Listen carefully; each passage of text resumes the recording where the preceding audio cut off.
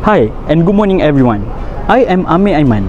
Welcome to the breaking news, bringing you the eye on the news for exploring domestic violence experiences, perspective of abused women in Malaysia.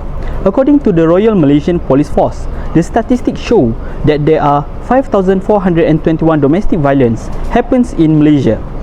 Even though the statistics are plunged compared to 2017 with 5,513 cases. Don't go away because we are about to cross for a direct broadcast with our one and only reporter Altaf Akmal for the interview session with a victim of abuse woman and Professor Madya Farhan, a legal expertise in domestic violence of Malaysia. Take it away, Altaf. Thank you, Mr. Amir Aiman.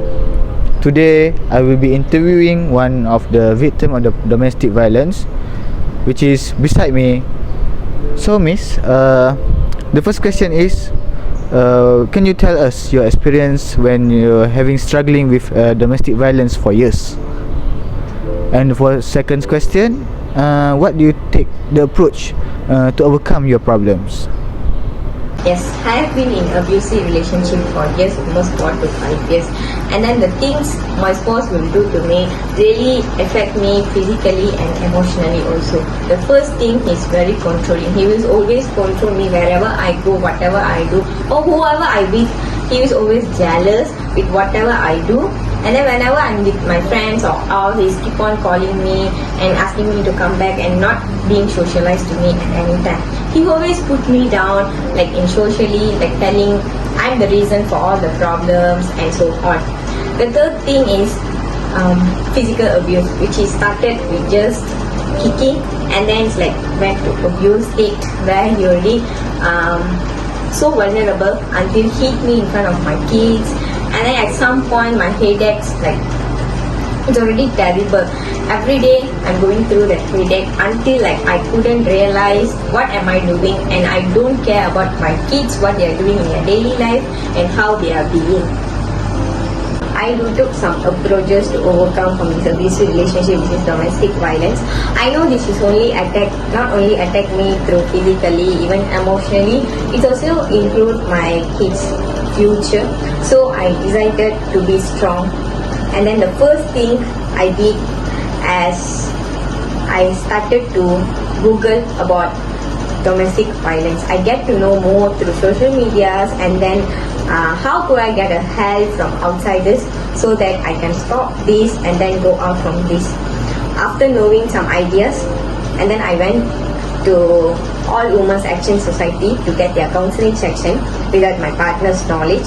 After getting all their advices, I'm clear with my mind so that I can save myself and my kids from these violences. So I sent my kids to my parents' house, and then back I started to collect some documents such as how he getting into violence. I started to record all the things he's doing to me without his knowledge, and at last I already decided myself to go for dissolution of marriage. And yeah, this process is very hard and it took me so long to overcome this, but still I managed to do that. Thank you, Mr. Farhan, for accepting our invitation for this interview session. So the public really wanted to know your opinion on the existing laws and how the women should approach for this problem of domestic violence. So first of all, the action that constitute domestic violence has broadened over the years by the amendment made by the legislative body. So the recent development on our domestic violence law included in 2012 and 2017, which include the act of abuse toward economic property. Next, how should women approach domestic violence cases? So first of all, they have to make a police report on the nearest IPD. Then they will be escorted to the nearest hospital. Then for Muslim, Islamic Religious Affairs Department will take control of the case. For non-Muslim, the National Registration Department will take their case. Then from then on, for non-Muslim and Muslim, both will be their case will both be handled by the prosecutor for criminal cases. For civil cases, it is up upon them to decide whether they want to take action against their abuser.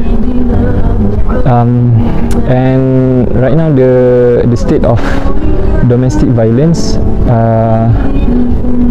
for my personal opinion, it is not adequate enough, since it did not include marital rape. It also does not recognize unmarried couple abuse that exists within unmarried couple. And that's all.